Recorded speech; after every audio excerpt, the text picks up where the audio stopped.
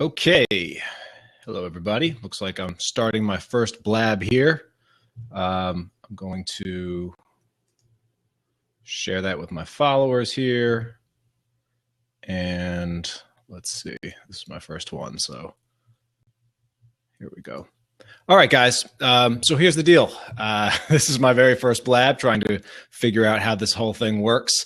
What I like to do today is I'm going to talk a little bit about the new Kickstarter campaign that I'm going to be launching. This will be the 8th campaign that I've done, and I'm going to be going over 7, I'm calling them sexy new Kickstarter strategies, because at least they're sexy to me and they're new to me, and there's something new that I'm going to be doing.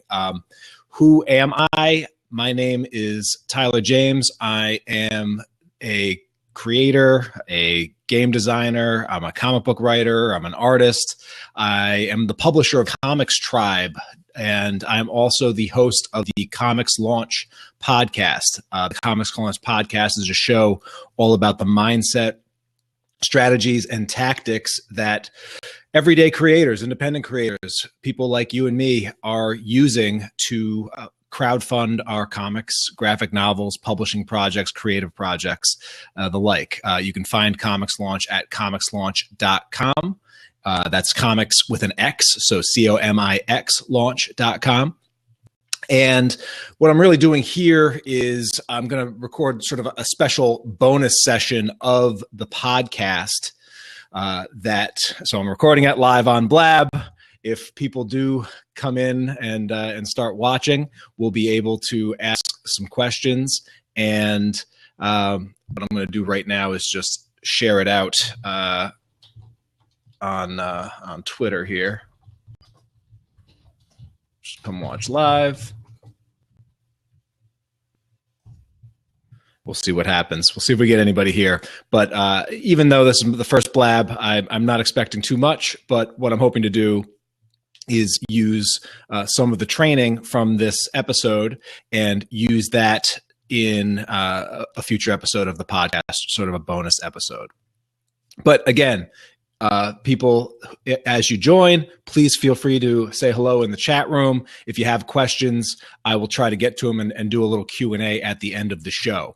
But what I'm going to do now is just basically launch into the podcast section for my Comics Launch audience and give a training in the center, and then we're going to jump in and we'll do some Q&A afterwards if there are any questions.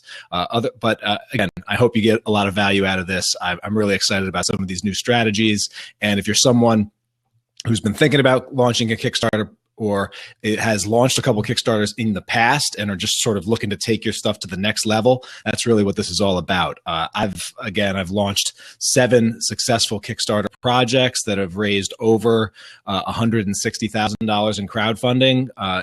They are in the comics, graphic novels, publishing, and toy space. So sort of running the gamut. I've got a lot of different experience in different campaigns. And I've also spoken and taught a number of people crowdfunding techniques and mindset, strategy, tactics. So I've got a lot of experience in this. I don't like the term expert or guru because I feel like that sort of implies that you're done learning. I'm a practitioner.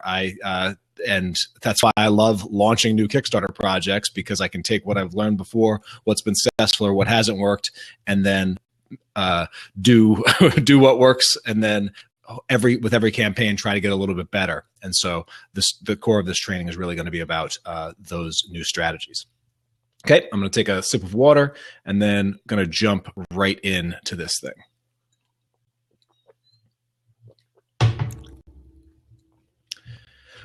All right. Hello, Comics Launch listeners. We are here for a special bonus case study.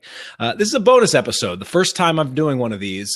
No fancy intros or editing, no comics launchers. This is just us, and it's me talking to you directly, sort of off the cuff, as I'm getting ready to launch my 8th Kickstarter campaign. It's actually going to go live on Monday, April 4th. This is a campaign that I'm working on with Jason Charamella and Greg Murphy, the folks that I've worked with to build the C is for Cthulhu brand.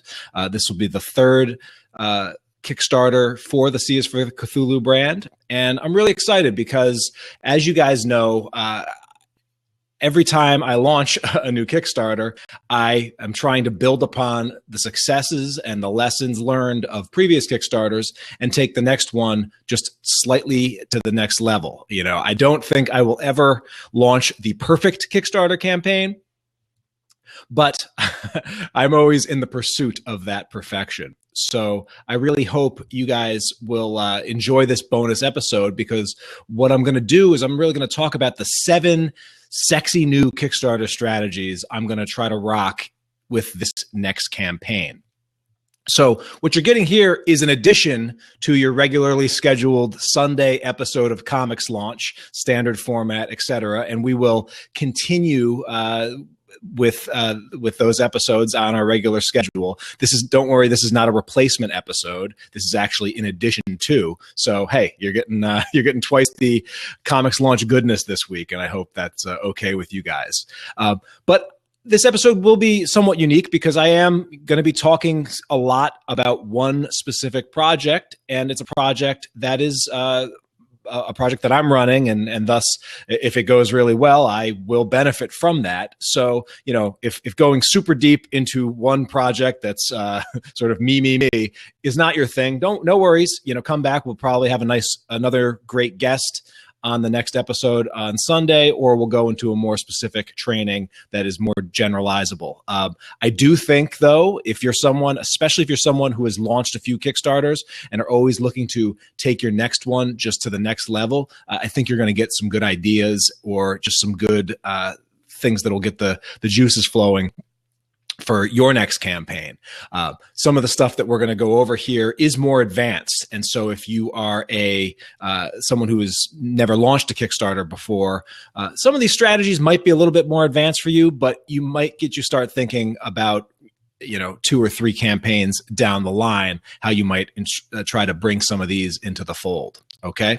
So what's the project? What's the project I'm going to be talking about? Well, the project is the C is for Cthulhu coloring book. Okay. Again, this is the third campaign for the team of Greg Murphy, Jason Charamella, and myself. We actually did a C is for Cthulhu board book back in 2014. We got that funded, and then followed that up with the C is for Cthulhu plush toys. You can probably see over my shoulder here, and did a second campaign there last year. And so we are adding to the line of C is for Cthulhu products and building out the C is for Cthulhu brand with a coloring book. And a coloring book is a product that we've had a number of people ask about, and we've sort of done a lot of testing and put out sort of early free coloring pages and shared those with our audience, and have got a lot of great feedback and a lot of great response to that. So a coloring book just seemed like a logical next step for us. The product itself will be 40 pages. Perhaps we will expand if we get into stretch goals territory. We might go up as high as 48 pages. That's what I'm hoping for. And again, we're really doing this to add another complementary product to the C is for Cthulhu brand. People that have bought the board book, and there have been a lot of them already. It's going to be a while before the next book in the C is for Cthulhu series. We've actually started working on it. There's a script, but it'll take a while for Greg to paint that up and do the art for that book. So this is a nice interim product that builds off of the success of the board book. If you guys are interested in just seeing how my Kickstarter page looks, you can go to colorcthulhu.com. That'll redirect you right to my Kickstarter page. Right now, this second, as I'm recording this, it will link to the preview page. But shortly after we go live, we're going to switch that redirect directly to the Kickstarter page instead of the preview page. And so if you go to colorcthulhu.com right now or in the future, that's where it's going to take you. Okay, so whenever I launch a new Kickstarter project, one of the tools, and this is a tool that I've talked about on the podcast, on the Comics Launch podcast before. There's a previous episode all about this.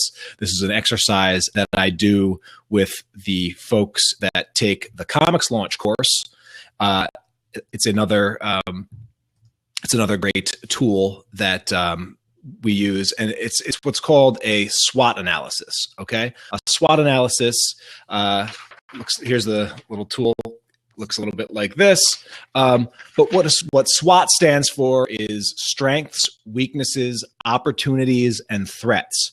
And so before I go and launch a Kickstarter project, I always try to, pull myself back from just the nitty-gritty and the details and really just look at what are the strengths going into this project that I can harness? What are the weaknesses that I want to address or sort of try to turn into strengths if I can? What are the threats, the things that could potentially derail the project? And then when I have a good idea of strengths, weaknesses, and threats, then I can really generate my list of opportunities that are going to drive where I'm going to put my focus on to really execute with the campaign. Okay, so let's start with the green here, and I will in the show notes for this episode I will include a link to the SWOT analysis sheet if you need one for your own campaigns. But let's start with the strengths section. Okay, so first big strength, and it's an obvious strength for this project, is that we have a built-in fan base, and it's one that is significant. Right now, the C is for Cthulhu fan base and list is about a 14,000 person email list. We have over 10,000 likes on our Facebook page. In terms of previous customers, we've sold 4,300 plus copies of this board book. Okay, so this book is in a lot of people's hands. That's a mix of people that have bought it through the first or the second Kickstarter. They've also bought on our online store, and then we've also sold a whole lot of books on Amazon. So that's where people have bought the books, and so we have been able to build and get our products into a large number of hands. And as you guys know, or should know, it's far easier to sell a new product to someone who's bought and loved a product that you've sold to them before than it is to sell to a complete stranger. So again, we're not starting off from complete scratch. We're also building upon previous Kickstarter successes. So our first Kickstarter, we raised $35,568 on Kickstarter with the support of 1,149 backers. So at the time, that was the biggest Kickstarter that I had ever run.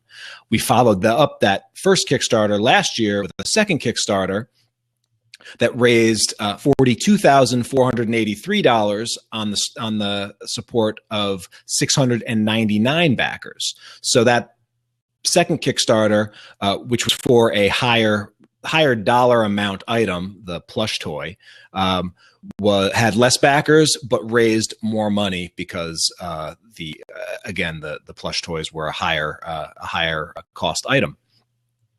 And in addition to the two Kickstarters, we also last October we launched csforcthulhu.com, which was our sort of branded online store, dedicated branded online store, and just in a launch on our own outside of Kickstarter, we were able to raise $8,900 and make 191 sales over the launch month for that shop.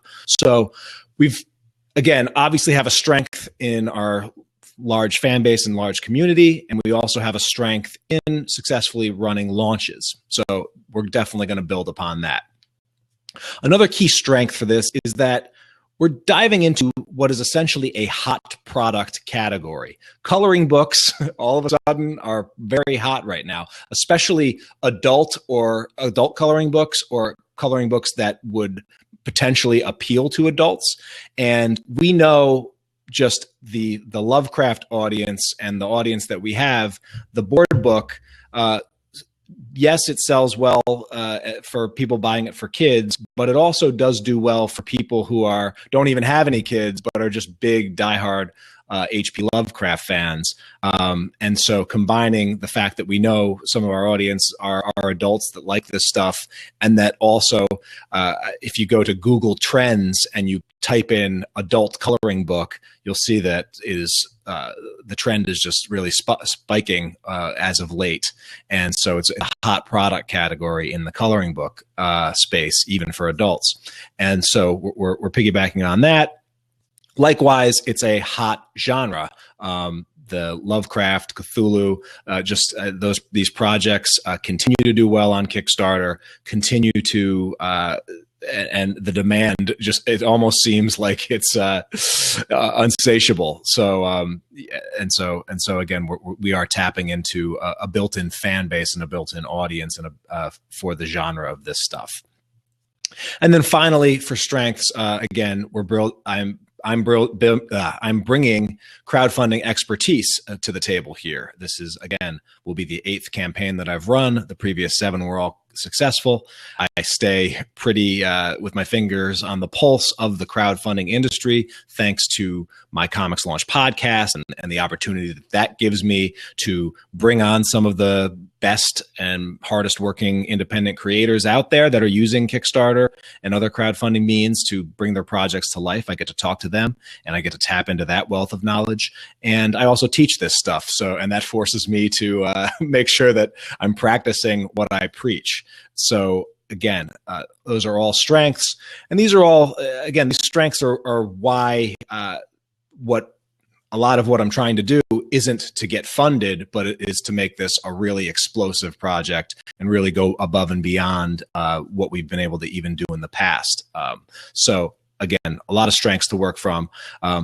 When you launch your projects, you might not have as many strengths, or you might not have these strengths, but you will have some strengths. And you always want to make sure that you identify them and tap into those when you can.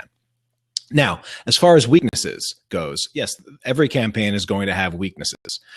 So a couple weaknesses that I've identified or at least flagged, things that worry me a bit, are this Lovecraft oversaturation. I've talked about how it seems like there's a insatiable demand for Lovecraft product, but I have to also question whether or not that bubble might burst at some point. I think there's probably a dozen Lovecraft or related projects or more on Kickstarter right now. So the fact that we have built our own audience does help to mitigate that. But I still do wonder if, maybe the trend line will start to go down for these projects just because they're not as unique as they once were. Another weakness is just international shipping difficulties. We did have some difficulties with our last Kickstarter. The price of international shipping jumped during our fulfillment for some packages by as much as $7. That was a punch right in the throat to do that. And then to compound that even further, some of those more expensive packages got held up in customs for our backers and supporters in the UK and Germany and elsewhere. And so while 99% of all packages went out and weren't a problem, there are still some backers that we're trying to sort out how we can best get replacements to them and things like that. One of the things that I've been really looking at is how do I improve that whole international shipping flow, and I'm going to be talking a little bit more about that when I talk about the sexy new strategies. But again, the fact that there are at least a few international backers that haven't quite gotten all their stuff from us, either from the online shop or the previous Kickstarter, is something that is a bit of a weakness and something that I'm a bit worried about and want to address, and I'm working to address. Another weakness is that the only real new thing that we're adding to this Kickstarter is the coloring book, and we're going to hope and depend on driving sales to some of our other products, stuff like the board book, stuff like the plush toys, posters that we already have in stock to really help get our funding levels where we need them to be. And so we're hoping that there's still a large untapped market and demand for those products from people that haven't bought them already. So we'll find out about that. And the third weakness is just that this is a much lower price point item. The coloring book, we're going in at $13. A $13 pledge is sort of the base level for that.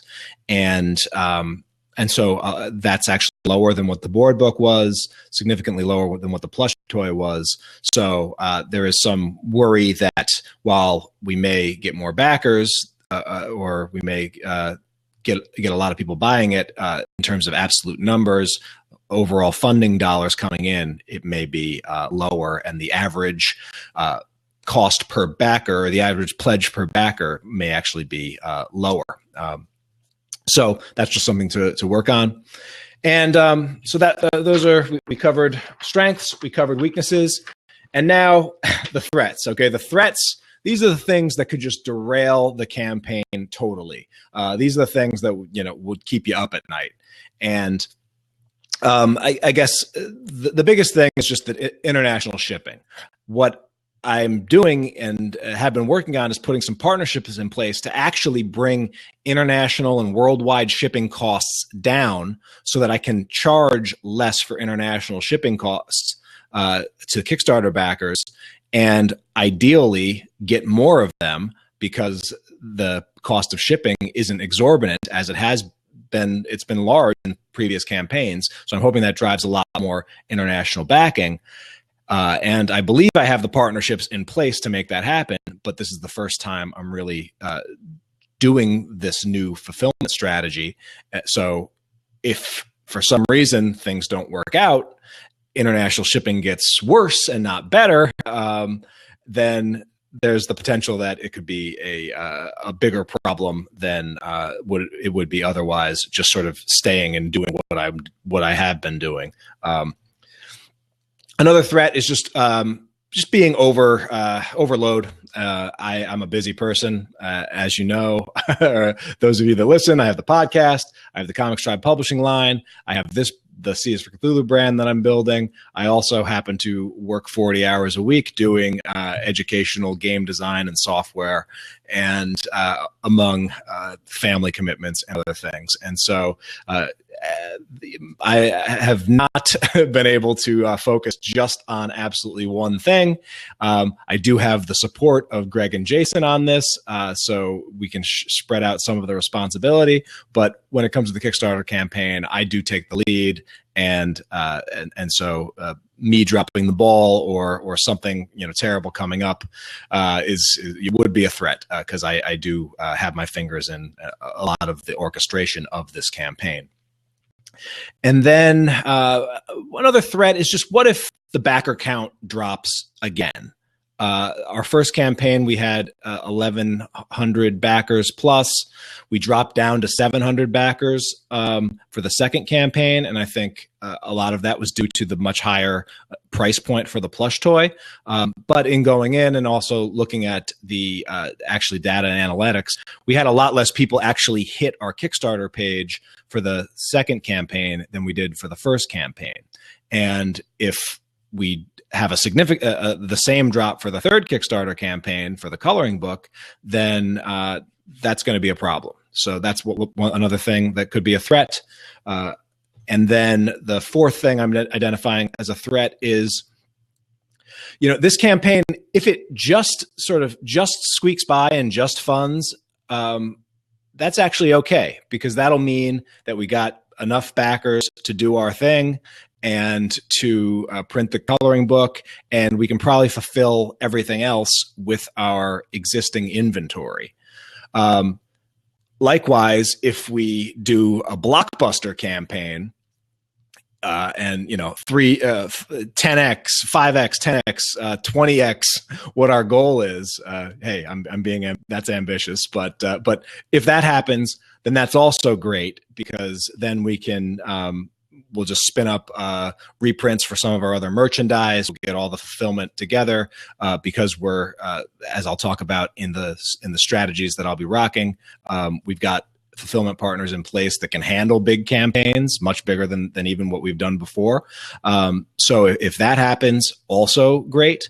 What's will be a little bit of a threat potentially is like a middling campaign where we deplete our all of our inventory, but don't quite raise enough to adequately replenish that inventory. And then we'll have to sort of pull some resources from some other places in addition to the campaign that we're currently running in order to to fulfill all the pledges and things like that. So again, this is sort of a Goldilocks thing, where actually it's a reverse Goldilocks, we'll call it, where just funding and having a small campaign and delighting a small number of backers, or having an explosive, huge campaign will be good. It's that middling campaign that might actually be more problematic than otherwise.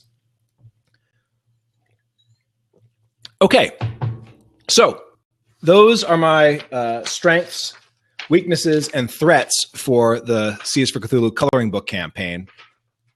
I always get those down. I go a little bit out of order. I do the O for opportunities last when you're talking about a SWOT analysis. And in this case, the O, the opportunities that I've identified are really three: expanded media outreach, new and innovative promotional efforts, and then new tools and partners for better fulfillment. So to expand on the opportunities, that's really where we're getting into these sexy 7 new strategies that I'm going to be rocking and trying in this next campaign. Okay, so before I go through each one of these 7 new categories of strategies, I want to give a few caveats. So first, some of these things are completely new, and some of these are tweaks or variations on things that I've done or tried in the past. So my level of confidence, my level of familiarity, my level of anticipated execution on these different strategies are going to vary. But I do want to make it clear that these are, for the most part, not beginner strategies. So if you're launching your very first Kickstarter, some of this might be relevant, but I wouldn't say that any of these would be where I would put my focus if I were in your shoes. I'd be focusing more on fundamentals. It's sort of like in baseball, you need to consistently get a fastball over the plate and throw strikes before you start working on your knuckle curve, right? So some of these strategies are sort of the knuckle curves of Kickstarter strategies, okay? And then the other thing is just there's no guarantees that these are going to be working for me and that these are going to be successful. And some of this could blow up in my face. So proceed with caution. Again, I am a practitioner. I'm not a guru or an expert. We're trying to find out on this show what works and what doesn't. And I'm trying to find this stuff out with you guys and share it with you as it happens. I love experimentation. Once the foundation of a solid campaign is in place. So again, I'm a practitioner just like you guys, and so I'm excited to try things out. But I understand that there's no guarantees that these things are going to rock for me. But I feel pretty good about them, knowing what I know about Kickstarter and my past experience. Okay, so what are these 7 new sexy strategies? Okay, strategy number 1 is I'm going to be doing a daily giveaway. Okay. One of the things I love about running a Kickstarter campaign is the ability to really make a campaign, make it something exciting for backers. And I also love rewarding backers even before the campaign is over. Now, in the past, I've usually done that with digital rewards, extra bonus PDFs, some milestone to celebrate milestones that we hit along the way. But given the fact that the C is for Cthulhu campaign has a built-in fan base, and we've got assets and has regular sales, and is something that, I'm not looking just at the Kickstarter, because I know that these coloring books will sell beyond the Kickstarter. I know that our other products are going to continue to sell. So we know that the campaign, is going to be a bigger campaign. It's not, we're not going to be squeaking by. It'll probably be in the mid to hopefully high 5 digits for this campaign. So when you're talking about a budget like that, you can afford to do some extra things that you might not otherwise do in a very small, tight budgeted campaign. So what I decided to do is I'm going to do a daily giveaway where for every single day of the campaign, I'm going to give out a free box of Crayola crayons to one of our backers. Okay. And, we're not talking a cheap old, just an 8-count crayon box. No, we're talking the good box, the 96-count box, the one with the little sharpener at the back of it, right? The one that my parents used to never spring for those, but somebody always in class had the great box back in the day. And you'd always want to borrow them because it's got every crayon color that you could freaking imagine. We're going to be giving one of those out to a backer for every single day of the campaign. Now, one of the things that I like about that is that gives me an authentic reason to share with backers to encourage them to get in on the campaign ASAP on day one. Because if you think about it this way, if we're giving away to a backer for every day of the campaign, well, if you back on day one, you're going to have what? I think our campaign is going to run about 27 days. If you get in on day one, you've got 27 pulls, 27 chances. And also when you get in that first day, that's going to be the day where you have the absolute best odds. Now, so just in and of itself, that's a little promotion. Now, how am I going to execute this and not have it take up so much time? Well, I'm going to call on my friends on Amazon, right? Amazon, I've spec'd it out, and for about $9, I can get one of these boxes shipped to U.S. backers. It'll be a little bit more for international, but I can solve that in different ways. But yeah, Amazon can take care of the fulfillment of, and I can actually get some of these boxes of crayons to winners before the campaign is even over, which I think will get people really excited as well. And but one thing I'm going to do to turbocharge that is I'm actually going to run this giveaway promotion with a special app or add-on called Rafflecopter. Now, this is something new that this will be the first time I'm trying it out. But Rafflecopter sort of makes it easy for people to sign up for giveaways like this. And it also allows them to increase their chances of getting their name picked by doing a few different things that I can assign point value to in order to bump their sort of entries into the contest. So, for example, someone who just backs the campaign might get one entry to or one entry into this contest, but someone that backs it and shares it on their Facebook page and shares it on Twitter and also posts a picture of a page that they colored from one of the free downloads that we're giving away in advance of the campaign, they might earn 5 or 10 entries into the same contest.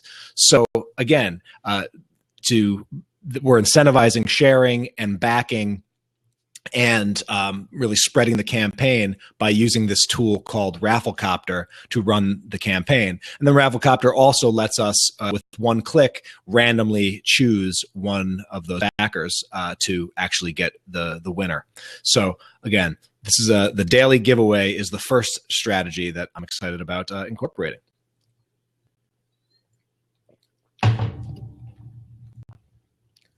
Okay, strategy number 2. I'm going to be running a Kickbooster partnership campaign. Now, Kickbooster is relatively new. This is the first time that I'm going to be using it as a creator. But what Kickbooster, and you can find out about more about Kickbooster on kickbooster.me.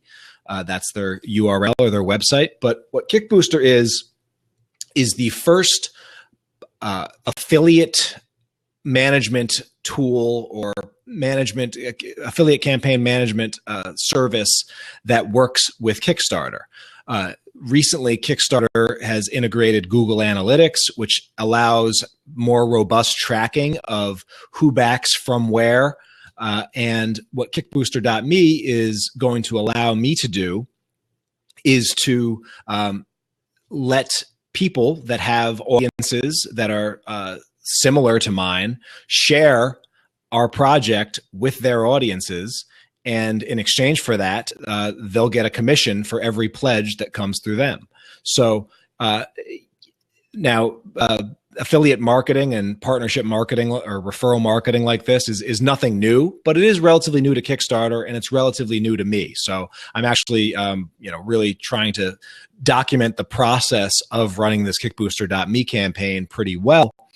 And I will be obviously bringing some of those details to you guys in the future. But I'm really excited about this because I know for a fact that I've been able to find a few targeted campaigns that are appealing to the Seeds for Cthulhu audience, share those campaigns with them, and it's actually driven a lot of funding. I think I've actually raised about $6,000+ in funding by sharing with our Seeds for Cthulhu audience a few targeted projects for other campaigns. And so I know that we've been able to do pretty well with Kickbooster as a booster. And so I'm hoping that some of those campaigns that we've boosted will boost us back, and that by opening it up to some other folks to share our campaign, it provides a greater incentive for certain media folks to cover the campaign, and for other people to, instead of just sort of, all right, I'll tweet it once, maybe they'll actually make a concerted push to get the word out about the campaign, because they will participate in the success of the campaign if people take action on those boosts. So Kickbooster.me is the second thing that I'm really excited about. Now, the third strategy that I'm also very excited about is I'm going to be doing a more robust and likely a bigger Facebook ad campaign. Now, I have done Facebook ads in the past, not so much with the first Kickstarter campaign we ran, but significantly with the second. And we also used Facebook ads successfully in the launch of the online shop.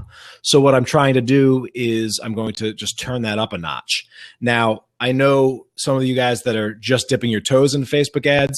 It's very easy to get started and not see the results you're hoping for, and then sort of abandon because you're like, oh my God, I'm bleeding money.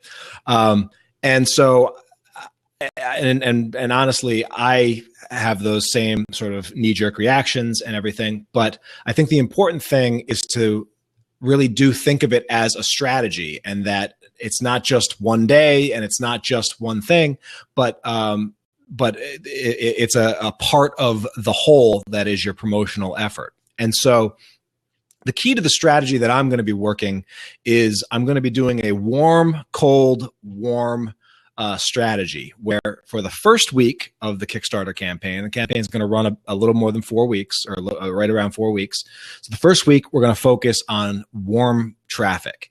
Now, when I talk about warm traffic, these are people that have expressed an interest in Seeds for Cthulhu and in the coloring book and our brand specifically in the past. So this won't be the first time these guys in our warm traffic strategy have ever come into contact with our brand. So for the first week, I'm going to be targeting our ads at people that are on our email list, that people that have liked our Facebook page in the past, people that have downloaded our coloring pages, people that have visited our website, people that have bought things from us in the past, either on our website, people that have backed our previous Kickstarters, people that have gotten to our website on the seedsforcthulhu.com, put something in their cart, but then never actually checked out. So an abandoned cart. So all of these people, I classify these as a warm Facebook audience, okay, a warm audience. And so for those people, I don't really need to do anything but let them know that pre-orders are open and have the advertising link directly to the Kickstarter page. They're already warm. If they click on that, chances are pretty good that they're going to take action at the Kickstarter page. And so I would expect our warm audience to convert fairly well, and to convert fairly well just by leading them to our Kickstarter page. I will be trying a few different kinds of ads. And if you know anything about Facebook ads, or you play with Facebook, you do see that they do support a number of different ads. So I'll be trying a couple video ads. I'll be trying some image ads, and then I'll be trying some of the carousel ads. And again, just testing to see what works, what's effective. So the first week is going to be focused on warm. Then in the middle stretch, that's where I'm going to be focusing on cold traffic. And cold traffic is people that are essentially not in any of the audiences that I just mentioned. They haven't liked our Facebook page. They haven't backed previous Kickstarter projects. They haven't bought anything from us. They're sort of, again, that's cold traffic. These are strangers. And the key thing so many people make, the key mistake that so many people make when they're doing their Kickstarter Facebook ads is they're trying to drive absolutely cold traffic directly to their Kickstarter page. That's a no-no. It's the equivalent of walking up to someone of the opposite sex, or someone of who you're attracted to be all inclusive, at a bar and saying, "Want to go home with me?" Not even buying them a drink first, not even striking up a conversation, not even seeing if you have anything in interest or in common. It's just trying to go close to the sale, and that just is not terribly effective. So for our cold traffic strategies, we're going to be driving our people that have expressed an interest in either coloring books or adult coloring books or H.P. Lovecraft, and perhaps have children or have bought children's books in the past or have bought coloring books in the past. Facebook does let you do all that kind of targeting. So what we're going to be doing is we're going to be driving those audiences to one of a couple offers. One offer will be to download some free coloring sheets in exchange for an email address, and another will be to download some free or a free copy of the C is for Cthulhu board book, a digital copy, and to do that at and to get that again in exchange for an email address. And then once we have that email address, then we'll be sending a few follow-up emails, sort of letting them know about the Kickstarter, and letting them choose to, if they'd like, to go check out the Kickstarter after we've given them something hopefully of value, and sort of will allow us to sort of take them from complete strangers to people that have received a little bit of value from us, to people that hopefully get to know us, like us, trust us, and then ultimately, hopefully by the end of the campaign, they will become backers. What this also allows us to do is, in this case, even though we're not getting direct Kickstarter, we might not be getting direct a lot of direct Kickstarter pledges from this. What we are doing is, again, we're building that email list and really thinking about the long-term play, as opposed to just, I got to put $1 in and see $1.10 or $2, $3, et cetera, out immediately in the Kickstarter campaign. So that's the cold part of the strategy. That'll be for the middle part. And then for the final week, we'll be going warm again, taking and targeting our old or our list at the beginning of the campaign, hopefully stripping out some of the people that have already backed and have already gotten behind the Kickstarter, and then also adding our sort of the new folks that have come in from the cold targeting, and really target them at the end of the campaign. So that's the strategy that we're running there. Okay. So again, Facebook ads been very, very successful for us in the past. I know there's been a lot of people that have had success with Facebook ads for their Kickstarter campaigns and for just about every other market. And so we're hoping to once again have a lot of success with Facebook ads with that particular warm, cold, warm strategy. So now the fourth strategy that I'm excited about, and I called it sexy and new, but this strategy is actually really old school. And we're going to actually do a direct mailing to our existing list of US backers, customers, and anyone who has opted into the C is for Cthulhu universe with an address. Because of the two previous campaigns and because of our online shop, we've got about 800 or 900 people that we have. Actually, well, we've got close to 1,400 people that have bought something from us within the C is for Cthulhu brand. Now, I'd say about 500 of those are international. So we're going to cut all those out because I don't want to worry about the cost of international shipping for a postcard. It's not phenomenally high, but again, I want to see how this works first. But what I'm going to do is I'm going to send a nicely designed postcard to everyone who I have an address that will hopefully land within the first 2 weeks of the campaign.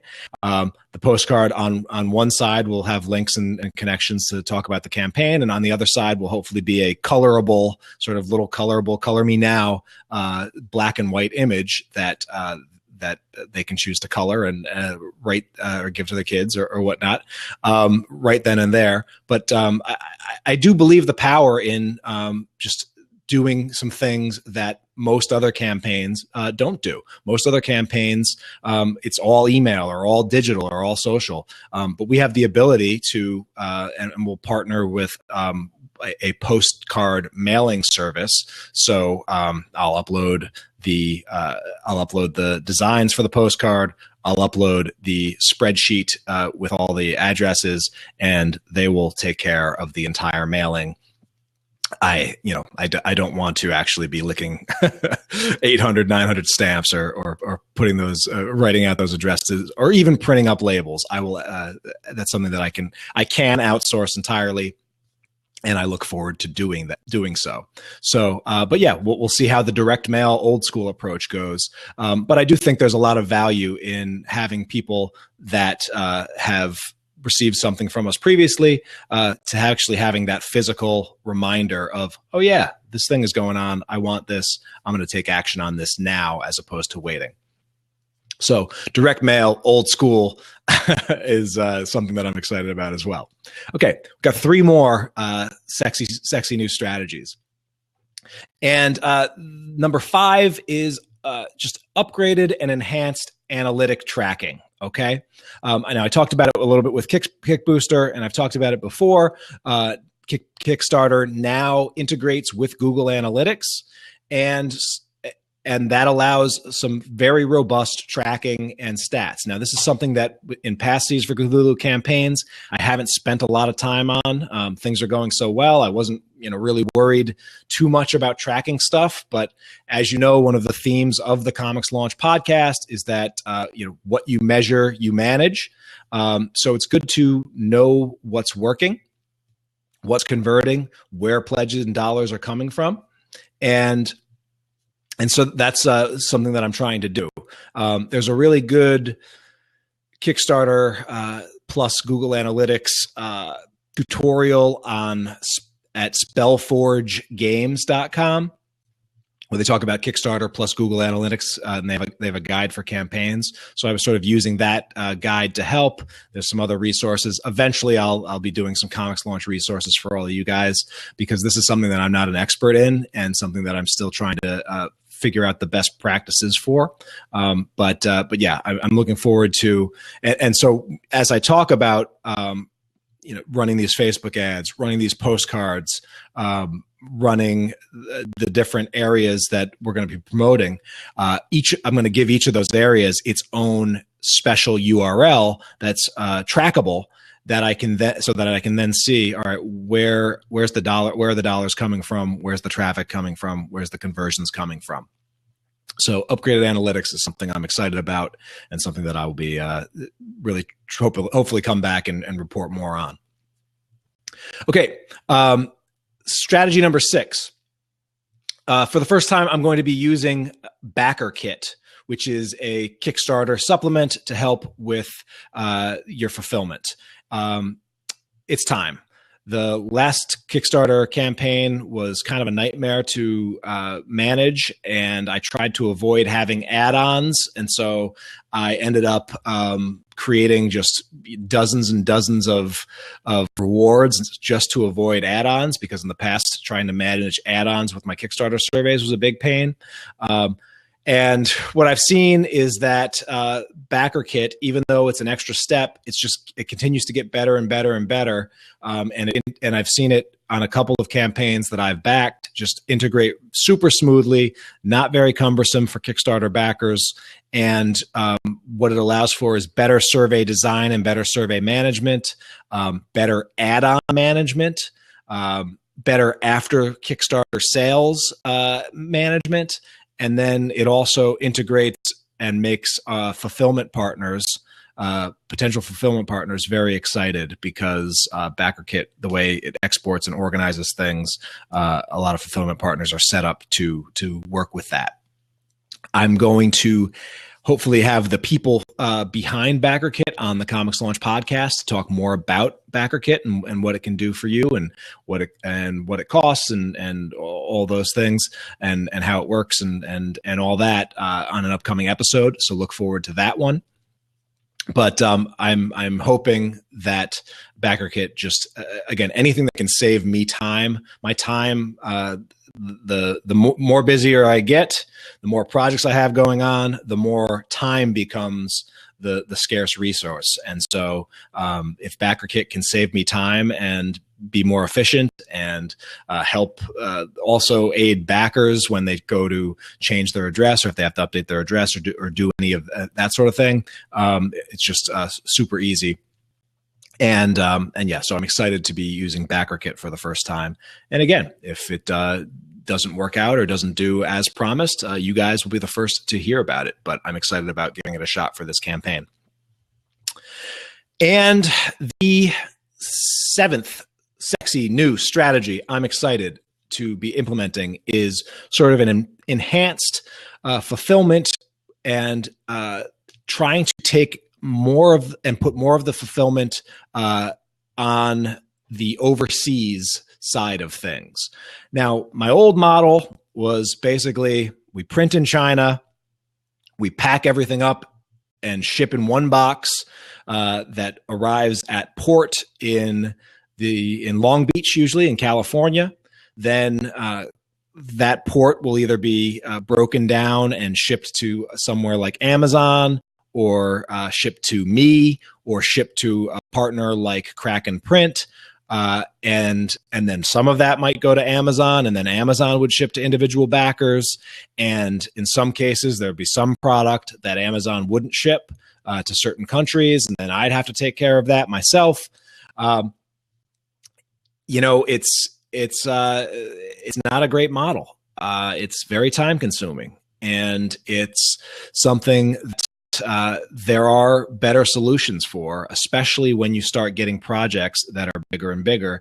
And the bigger the projects, the more potential for savings and efficiencies of outsourcing. If this project only goes 200 or 300 backers, that's something I could fulfill in a weekend or two, and it would be relatively easy.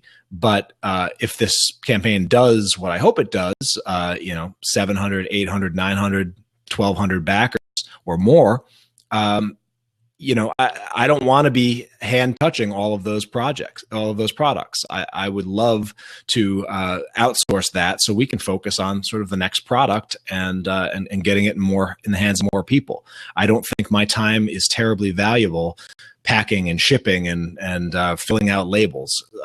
And again, as we've started to build this brand up, the only unless we can partner with fulfillment partners, there's going to be a limit to how big we can grow it.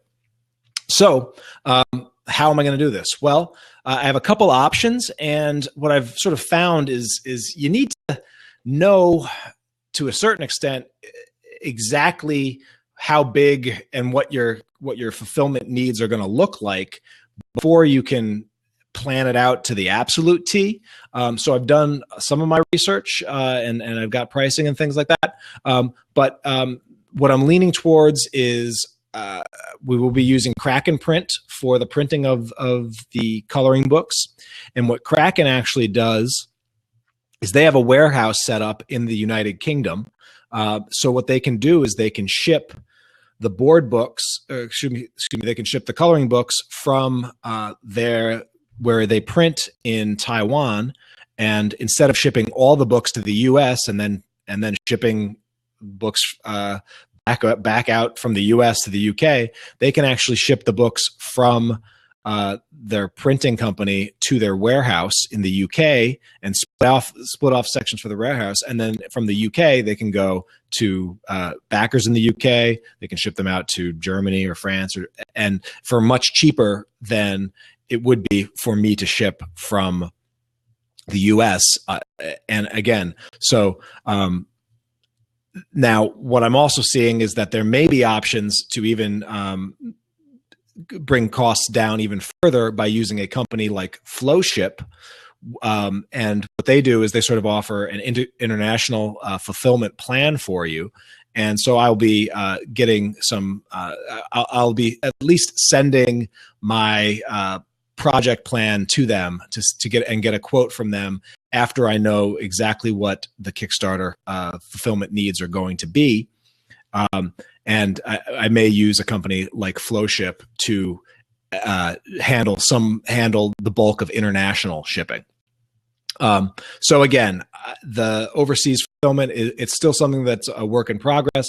I've got some quotes, and I've got a ton of quotes and a ton of logistics, and ready to go for this. And I will have sort of probably a more detailed conversation to come in a future episode about exactly what this fulfillment looked like when I end up actually executing on this. But I'm definitely trying some new things. I'm going to hopefully limit the amount of product that actually has to be touched by anyone on our end, and instead have most of it go out to our backers by using the abilities of people that do fulfillment stuff for a living.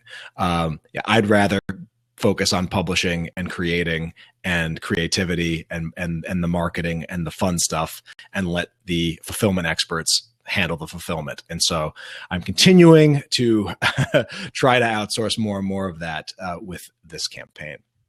So there you have it. Those are the 7 things. I'll recap them quickly. They are the daily giveaway, kickbooster.me, robust Facebook ad campaign with a warm, cold, warm strategy, going old school with a direct mail postcard that will arrive in U.S. backers' addresses and mailboxes during the campaign.